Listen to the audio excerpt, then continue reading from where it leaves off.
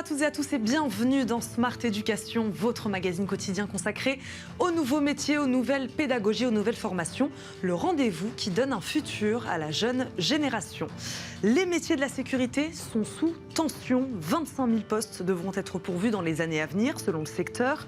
L'école sécurité, elle s'engage à en former quelques milliers chaque année. Elle propose des formations d'excellence dispensées par des anciens membres de la BRI, par exemple, du Quai des Orfèvres, et des membres des services de renseignement. Agents de sécurité incendie, cadre sécurité. Nous allons faire le point sur les différentes formations et tous les débouchés possibles avec notre invité, Régis Dubois, ex-BRI donc, et cofondateur de l'école de sûreté sécurité CSRD. Il est notre invité. Bonjour. Bonjour. Bienvenue dans Smart Éducation, Régis Dubois. Merci beaucoup de nous accompagner. Un mot d'abord sur votre parcours. Vous avez fait partie d'une division antiterroriste avant d'intégrer, je le disais, la brigade de recherche et d'intervention, BRI. Que retenez-vous, Régis Dubois, de cette riche expérience professionnelle ? Que je pouvais mettre au service de la sécurité, globalement, sécurité et sûreté, notre expérience, tout ce qu'on a appris et ce qu'on a vécu dans le cadre de notre vie professionnelle. Et c'est pour ça que c'était intéressant de transmettre. La transmission est intéressante. C'est-à-dire que nous, on va transmettre des informations, mais qu'on a vécues. Donc, ce n'est pas scolaire vraiment. Il y a la partie scolaire, mais il y a aussi la partie de ce qu'on a vécu et ce qu'on va permettre de transmettre et d'intéresser les jeunes dans la sécurité. Mais quand est-ce que vous vous êtes dit ça ? Quand est-ce que vous avez dit, moi j'ai envie de former ces jeunes, ces futurs candidats à ces métiers de la sécurité ? Alors j'avais déjà monté une structure de formation qui s'adresse vraiment à la sûreté, mais pour les entreprises, que ce soit le risque terroriste, l'agression et tout ça.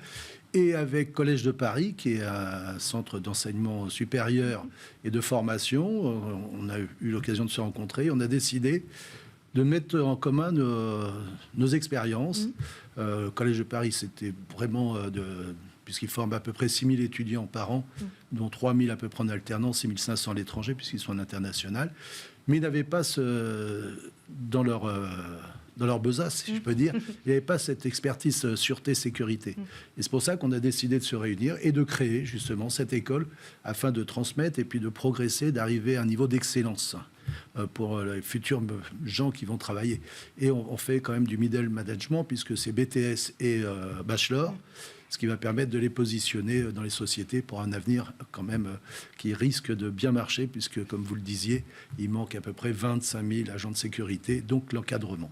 On va rentrer dans le détail évidemment des cursus de formation que vous proposez. Brigade de recherche et d'intervention, vous, quelles étaient vos missions à l'époque ? Alors, la BRI était pour arrêter des malfaiteurs en flagrant délit, et puis sur tout ce qui est prise d'otages et actes terroristes, puisque malheureusement, la BRI était mise en exergue d'après les attentats du Bataclan, entre autres. Donc vous êtes amené à former ces jeunes sur ce type d'intervention-là, mais eux ne le feront pas forcément, ne travailleront pas forcément. Non, mais ils vont avoir un regard, c'est-à-dire pour prévenir.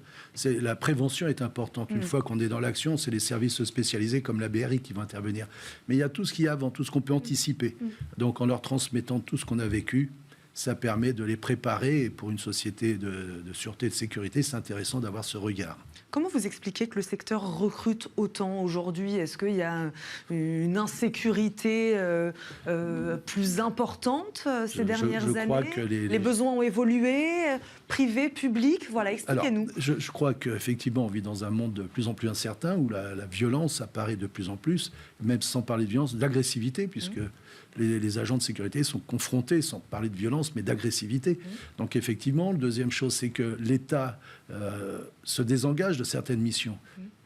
Ce qui peut paraître normal, la police est peut-être plus axée sur des enquêtes à faire, plutôt que vraiment de la sécurité pure, je veux dire. Donc c'est pour ça qu'il y a ce manque de personnel, et c'est pour ça que c'est en pleine explosion, parce que c'est vraiment un métier en tension. Donc l'État a délégué au privé, c'est ça ? C'est ce que vous dites sur certaines missions, sur exactement, certains postes ? Voilà, l'État a délégué, puisqu'il y a des centres de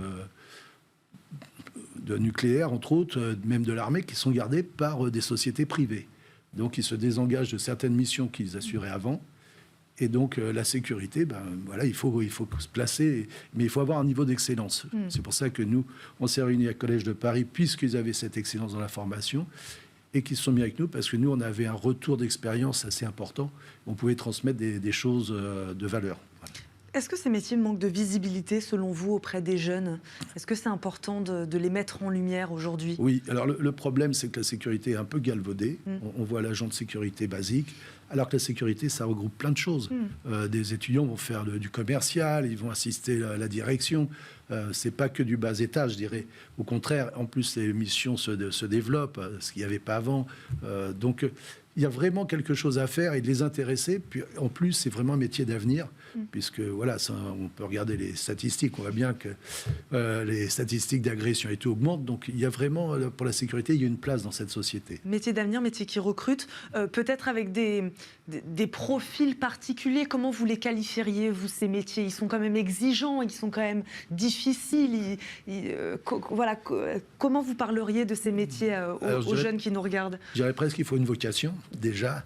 La deuxième chose, il y a des profils. De toute façon, il y a des enquêtes qui sont faites, puisque pour entrer dans la sécurité, le CNAPS vérifie tout un tas de choses, dans les antécédents.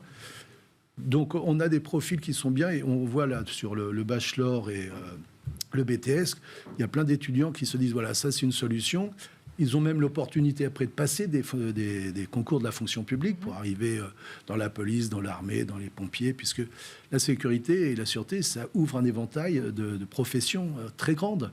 Il n'y a pas que le vigile, hein, il y a tout ce qui va autour. Ça va de la station de supervision au commerce, à la direction des hommes, je veux dire, aux ressources humaines. Donc, police, armée peut être une étape?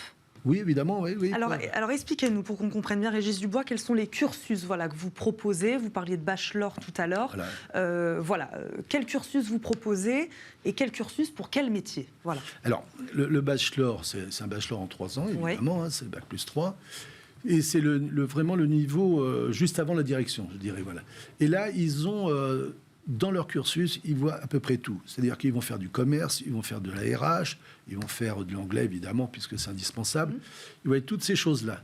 Après, quand ils ont toutes ces choses en main, pour préparer un concours, c'est facile, puisqu'ils vont déjà avoir vu pas mal de choses qu'on va leur demander, entre autres dans les concours. Et donc des exemples de métiers, vous nous en avez cité quelques-uns, vous pouvez nous en citer d'autres? Je vous dis, direction d'une société, chef de poste... responsable commercial, puisqu'ils vont avoir la connaissance de la sûreté, et en plus, ils font des études sur le commerce.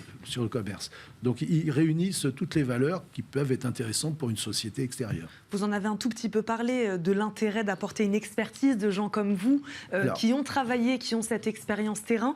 Voilà, pour qu'on comprenne un peu qui sont les intervenants, les enseignants de cette formation-là, et qu'est-ce qu'ils apportent aussi à ce cursus. Les intervenants qui viennent de CSRD, entre autres, sont tous des anciens fonctionnaires, soit de police, de la BRI, des services de renseignement, de l'armée, de la DGSE, du RAID, du GIGN.